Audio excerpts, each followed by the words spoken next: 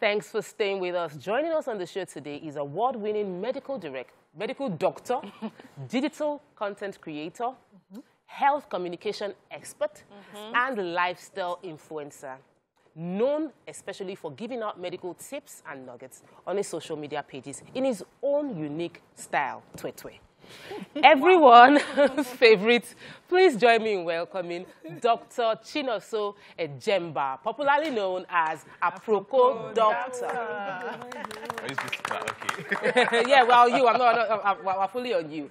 Oh my goodness, it's good to have you. You know, we see these people, we see you guys online, and it's interesting to now put a face to meet you one-on-one and then get the vibe of how it's going. Some of us followed you from Twitter to Instagram, and now we're getting to meet you. But we're going to have a conversation with you, a rich conversation about something trending, because we know you're very opinionated. But we'll first start with a little bit about you. The curious thing about me is, how did you become Aproko Doctor? What was that about? Long story, but I'll make it short. So in 400 level, when I was in school, came across this old man who had a stroke. And, you know, we got to the doctor, and the doctor said, these are the things you need to do to prevent a neck stroke from happening. And spent almost an hour. Unfortunately, I was heading to my final year and prepared for exams. And I got back to the ward, and here was the same man with another stroke. Wow. And this time he didn't make it. And so it got me thinking, is it that this man did not understand what the doctor said? And over time, I began to realize that a lot of people are not well informed about their health. And so how can I help pass across this message? And so I decided to audition for a radio, and they said I was not good enough. You know, we'll come back to that conversation later. But no, I would not. So, you know, got there and decided to use the only tool I had in my hand, which was social media. So I started from tweets, and after a while, I decided to make videos. But we try to do it in such a way that it's easier for you to share, because people don't start looking for health information until they need it. So at that point, it's already too late. So we decided to go before they need it. I like that. So I know many of my wonderful ladies, we've all, at some point, all of us have encountered your videos. So I know Nima's been... From Twitter. So I initially started sharing some of your tweets. They were very informative, and I'll be like, I didn't think to write this thing, I just know this thing. So share is easier. And then I saw that they banned Twitter. I didn't even know where you were. Suddenly I saw one video popped up. The guy there again. Following him. I'm following you back to back. So I must say thank you for making education so interesting. Yes. Because everything you do is serious. It's just funny the way you do it. So I live with the message and I'm still laughing. And sometimes I disagree. Or recently, I had one thing I had to disagree on. I'm not going to elaborate because it's very personal. But do you have that kind of attack where people think, I think they do this one, only you know everything? Or, you know, where people think they know better and they come, how do you handle that? Let me just add to that, because so that we don't make it too long, which is sometimes in keeping it short and funny, do we lose some of the important details? Okay, I think I would answer yes first. So definitely, people have certain beliefs, right? And a lot of what I say is backed by science and research. And one thing with science and research is it leaves out the anecdotal evidence. So anecdotal evidence is basically, it happened to me, or it happened to someone I know. But it's not backed. So you can't say it's replicable in other people. The reason we take paracetamol for headache is because if one person takes it, and you give it to 10 or 15 other people, there is a chance that at least 90% of those people will get killed. That's why we prescribe it. If it only works for one person, we cannot prescribe it as a common cure for everyone. So we try as much as we can I try as much as I can to keep the information at such a level where it's replicable across board. So if you have it, it's going to work for you, right? The thing about ensuring that it's short, simple, and all that, that's why we try to pick very general topics. So if there are people who have been coming to my comment section and they're like, but we want to talk about this, you haven't said anything about this, you haven't said anything about this. We're working on a longer YouTube show where we can actually sit down and dissect issues. Will still be funny, sure. It might not. Very long, it may not be that funny. You get, but you know, just in such a way that people can easily understand. So these ones are for people who are specific. So there is that thing. So what we now try to do is, we have a part 1, a part 2, a part 3. So when people follow up, Amazing. So I watch your videos, and when I get the information, I'm laughing, but it's making sense to me. There was one you did about using salt to fry plantain. I enjoy, like, when you fry plantain without salt, I feel like you don't know how to cook. And I saw it in the video, like, you're killing yourself. It was shocking to me. I got the information, and at the same time, it was funny. Now, how have you been able to, how will I put it now? So there are different markets, and I'm realizing that most young people don't have that long attention span. Do you think this market is catering for those of them who don't have that time to sit and pay attention to what is going to be helpful? Yes. I think that's exactly the people I'm trying to reach, right? The people who don't have time to go through a research paper and, read everything. They get it in, they get it in that story format. Now, the reason we tell stories have always been one way we pass across information, right? If I ask you what you ate 3 weeks ago, you probably won't remember. But that video is more than 2 months old. Yeah. And that's because, it's a story. It excited certain emotions in you, and you're able to remember it. That way you can pass it along to other people. Let me throw you this question about, the way we are. Yeah. I've gone to school 7 years. That's if you went to a private university. If you calculate Nigerian ASU issues, you probably would have done more than that. Or let's even say you did 7 years. Okay, you did 7 years. I did 8. You did 8 years. You're not shooting video. Please. Daddy and mommy. To us. No. Even just from the personal point of view, to your parents, to you, just people in the beginning before you blow. Well, technically you have blown, you have endorsement. But how was it? Okay, so you will answer that question after we go on a break. They said we should go on a break. Oh my goodness. You guys should wait and let's answer that question. Stay with us, we'll be right back.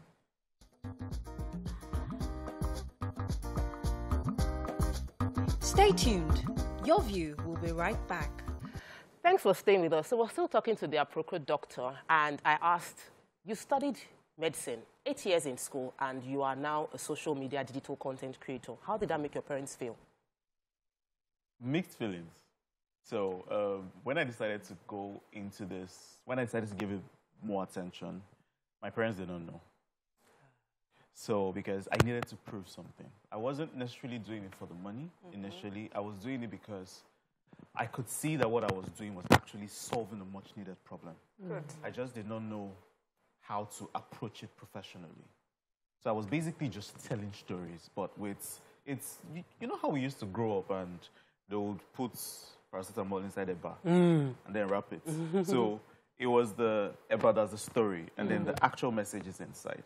And it was hard initially because fellow doctors were saying I was wasting my time. If you were on Twitter, then that was you're wasting your time. You're just a social media person. I can't believe somebody who is a doctor is wasting time just tweeting. But there is an entire group of people that are unreached. They have no idea. They're looking for someone to trust that they can listen to. And one of the reasons why, this seemed to work is because you hardly see me in any video wearing a tie, with a lab coat and all that. I come off as your guy. Yeah. That's the person you can talk to, right? You can trust. Yes, that's the person you can trust. You know what you're doing? What you're doing is, I find that many people, they would rather call a friend as a doctor to sort their issues out than go to the hospital. Because the moment you enter that hospital, your problem is bigger than it is. Like, oh my God, they are going to, first of all, take me through the first test and then tell me something. Because if I can call my guy that is the doctor, he'll be like, oh, don't worry, it's just malaria or something. Or, or tell you to go and see a doctor if you have tried it, for a few days. So I like that you do that. And my question is, there's this program, it's American, it's called The Doctors.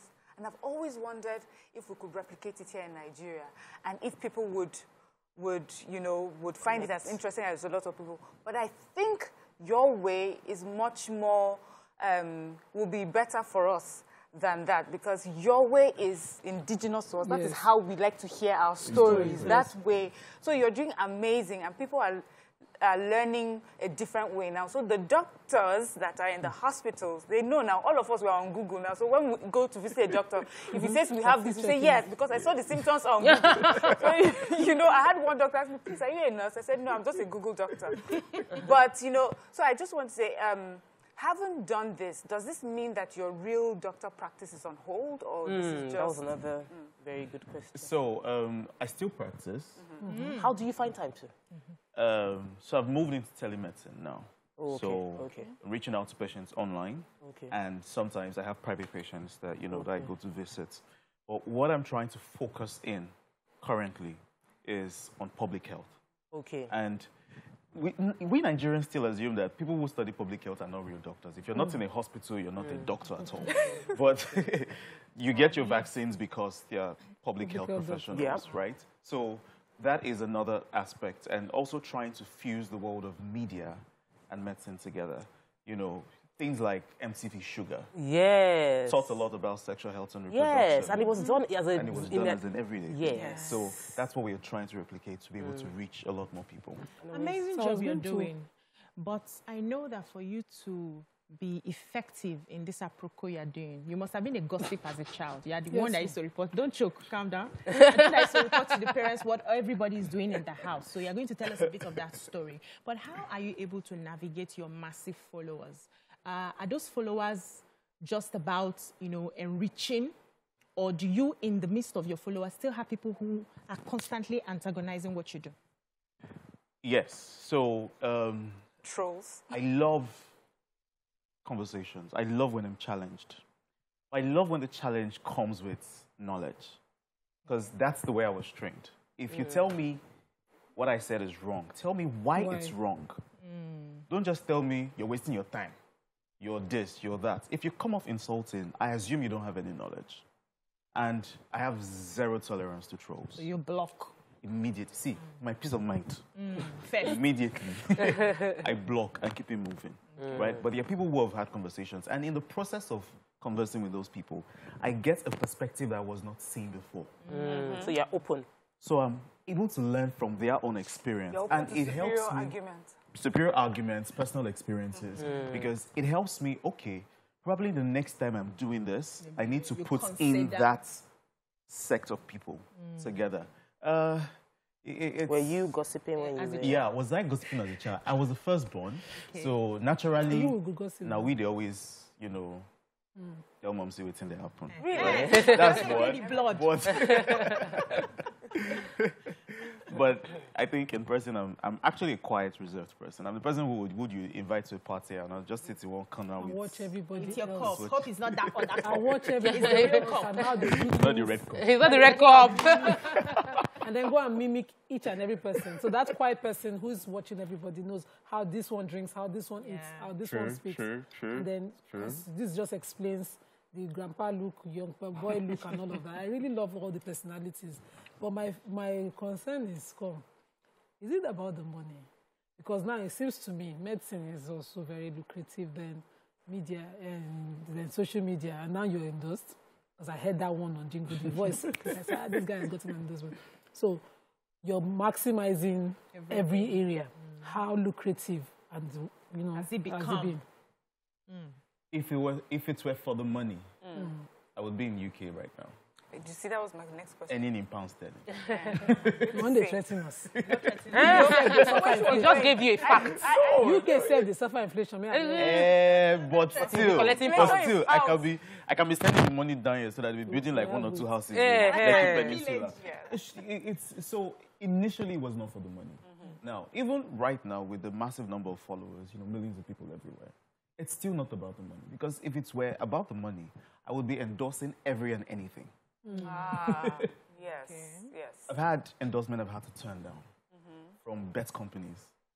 I'm even saying it on live TV. I would never. Let it be on live TV. I would never accept an endorsement and it's personal, right? Principles. If you do not have a product that actively helps the life of the consumers, whether or not you're making money from it, I would not endorse you. Thank you. I follow you for life. For this one, you know, I told you, I'll just determine whether I'm following you. Follow. All right. So my question is, our young people, so you talk a lot about sexual health, and that's important, but there's this thing that is just a scourge right now, and that is drug abuse, drug use and drug abuse. I hope eventually there will be a partnership between you and NDLEA, but could we see more of your opinions on this substance? Because a lot of people who are doing it, it really comes from a place of wanting to be glamorous, wanting to be in and cool. And I feel they would listen to someone like you who's just like them and cool and everything. Hip and cool, too. Is this something you're looking into, or is this one of those extended topics you'd rather deal with? No, we would, so aside from just me sitting in front of the camera, another type of content we try to push out are short skits, you know, acting. And all that. I think that's where I try to display some of my acting skills. So, you know, acting, and because these young people also watch other people who are content creators on social media. Yeah. And then they see them glamorizing drugs. Yes, yes. You know, if someone is not telling you, you know, how much this particular blue is making their mind, you see it all the time. Yeah. And so for us to be able to counter that, it has to be deliberate, it has to be sustained. Yes. Right? And health is general. So from time to time, we talk about it. Yeah, I know. But for some reason, when you talk about it, some people feel you're attacking them. Very personal. Yeah, so we get that kind of pushback a bit. Personal. But we understand what we're doing, and then, you know, we look for another way to make the Eba sweet so that the drug would, you know, go in there. So before Elozonam started to feature with you, we would hear Nkechi Philomena. Those these names. are friends. Who are they're these not people? in trouble. Emeka, Emeka. Who are these names? Who are these people? And Hope is not one of your friends who's unfortunate to be. your character. Who are these people? So, funny enough, Nkechi, Emeka, actually people I know every day.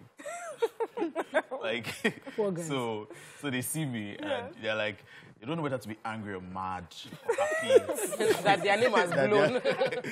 You know, Pius and Philomena, you know, completely made up people. But for people who ask me, sometimes I tell them, Nkechi broke my heart. Emeka stole her from me. Yeah. Pius was the person that orchestrated the whole thing. Yeah. You know, but these are people that, they are everyday people. People have come to accept those names. It's, if I don't mention Nkechi now in a video, somebody will say, why didn't you talk about where's Nkechi today? Where did she go? But these are still part of the you know, ways we try to make health education. But because of the way you put these names out, are your new friends afraid to tell you stuff because they're afraid that you may use their names to make an example of one of your skits? No, so before I'm a content creator, I'm a doctor, right? And certain things are sacred. Good. Confidential. I'm not the person who would use your condition for clout. But if your condition can help another person, I try as much as I can to protect you. While sharing the story. While sharing the story. So we can still share the story, but that person is still protected. Let me ask you about production. Somebody will see you now, and because I deal with a lot of young people, they would see you now and they want to do you now. Immediately. Can you tell us how you started shooting? You know, what was the kind of phone you were using? Like, I want you to break it down. I like what was the phone you were using? What phone did you use when you started tweeting? How was the setup when you started? And how has that journey been growing? So, I was working 3 jobs in Lagos. I was working in Iyanisolo, I was working in Festac, and I was working in VI. Wow. At the same time. So, 8 to 4, Iyanisolo. 4 to 8, Festac. Weekends, VI. I had a phone I was using then, right? And I would set up the phone whenever I could find time in my office and talk health education. I can't look for those videos because I think I was too ashamed to share them, but I would look for them because I think my wife has them. I would look for them and share them. And there were a few lessons I learned from that video. Was that I was trying to... Rewind. Yeah, no, wait. Oh, yes, I am. We held the finger. Oh, we cut it. It's in our hands. Let him continue. Let him finish. It is. Yeah, so I would share... So, yeah. So I would try... I was mimicking the white man. So I would sit down in front of my office and I'm like, today I want to talk to you about polycystic ovarian syndrome. You see, polycystic ovarian, and nobody was paying attention. I told you. I told you. Consume that kind of The way we People like Nobody was who? paying attention because the bulk of the people who the content was supposed to be for do not speak like that. They're indigenous people, and I Can't think even that's hear like that. yeah, Even and they hear and I think that that's one of the reasons a lot of content creators face because they try to quote Be unquote someone else. appeal to the international audience, but you're not creating content for them. You're creating content for It's Nigerians. amazing. The people who are I'm going out to there. stop you there. And we are going to still continue this conversation. Let's take a quick break. I want you to take that in. We don't want to take a break. Yes, we'll take a break. When we come back, we'll dig further into this owning your story and being indigenous, being true to who you are. Stay with us. We'll be right back.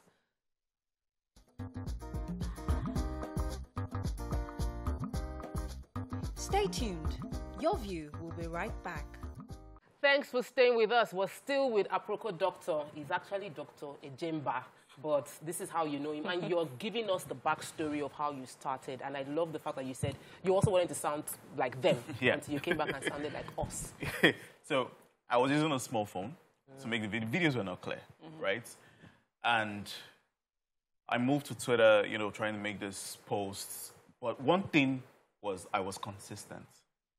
This has been on since 2015. Yes. Wow. We're in 2022, and that's 7 years of consistency. Wow. That's a good The one. problem is a lot of young people want fast. the glam, they want the recognition, they want it now.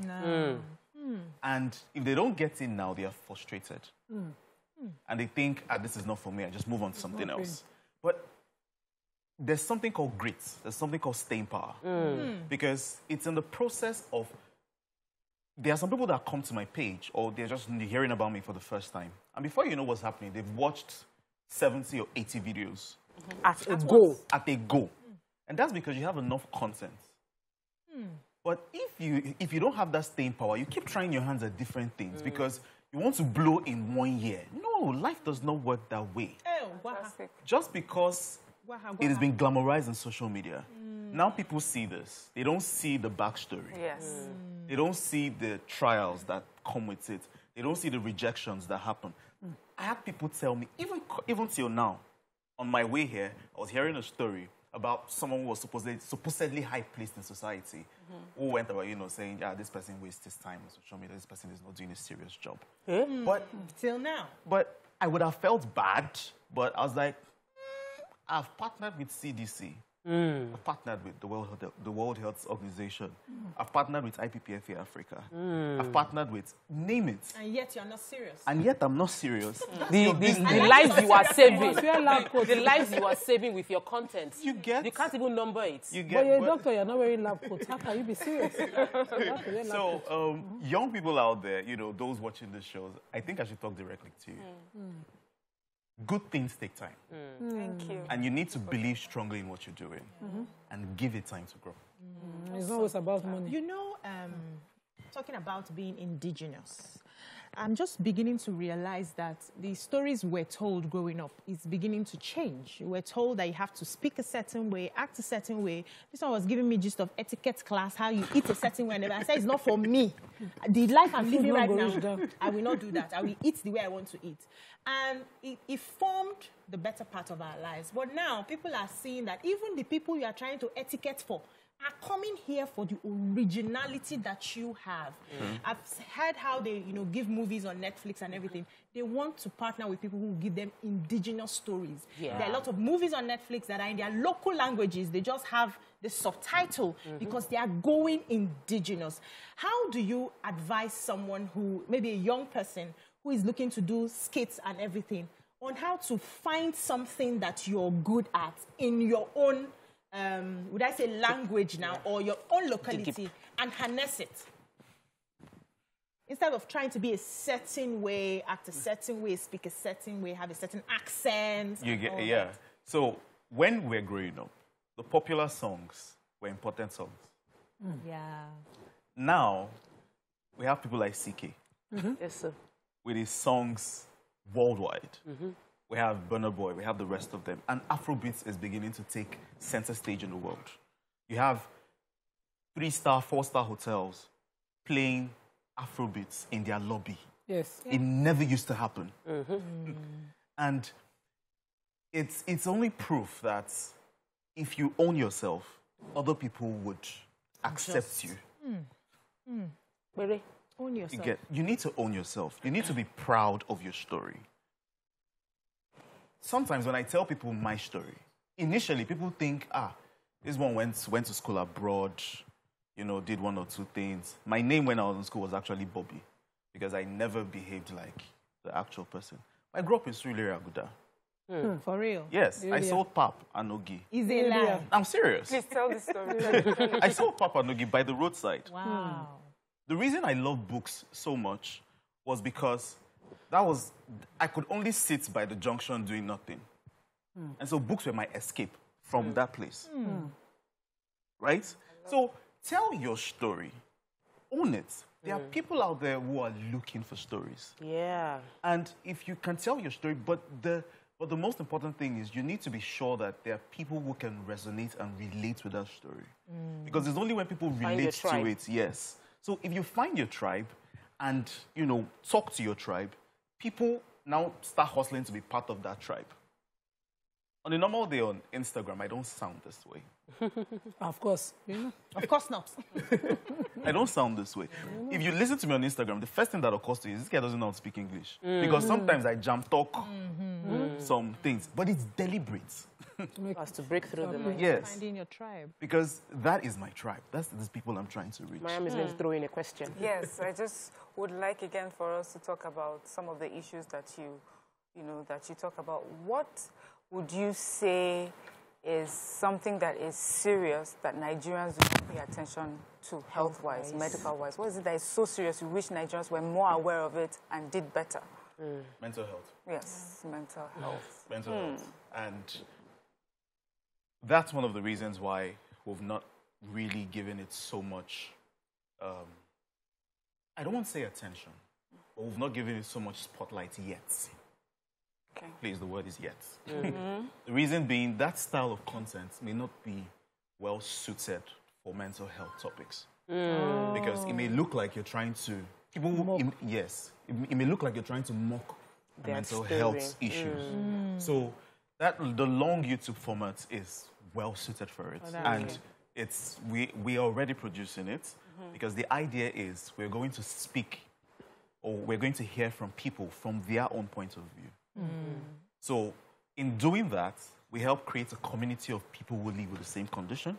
We're able to break the stigma. And that way, you know, people start talking about it because I feel that mental health is ignored a lot. There's a lot of stigma. You know, there's a lot of stigma associated with it. We just assume, once I say I have a mental health problem, this one don't decrease. But this person is just lazy.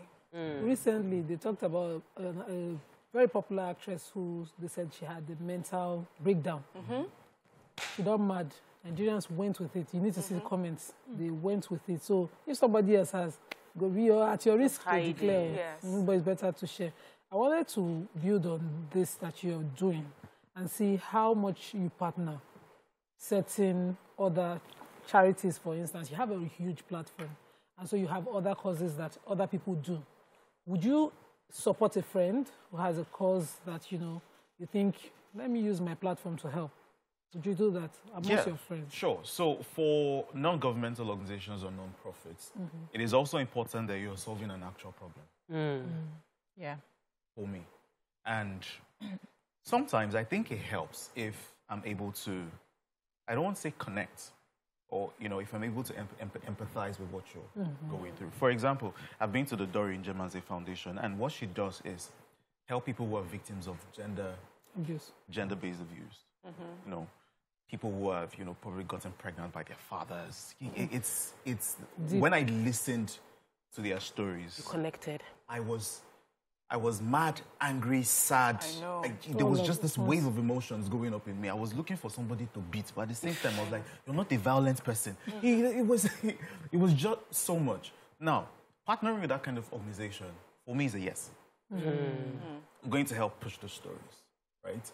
If you're trying to help, you know, cervical health, you know, probably stem the cause of cervical cancer, of course, definitely.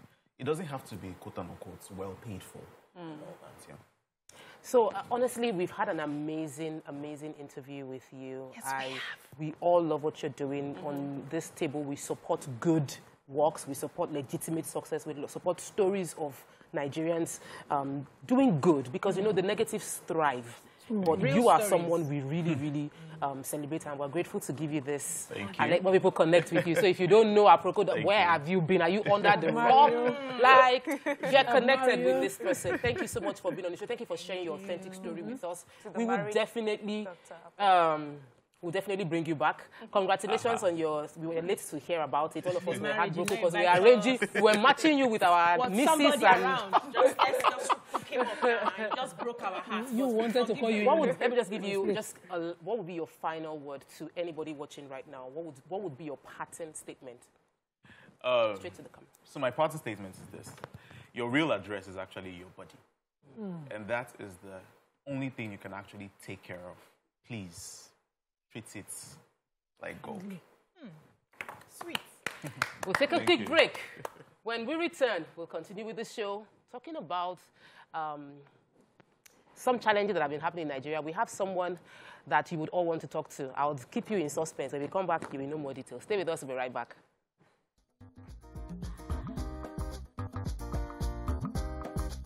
Stay tuned. Your View will be right back.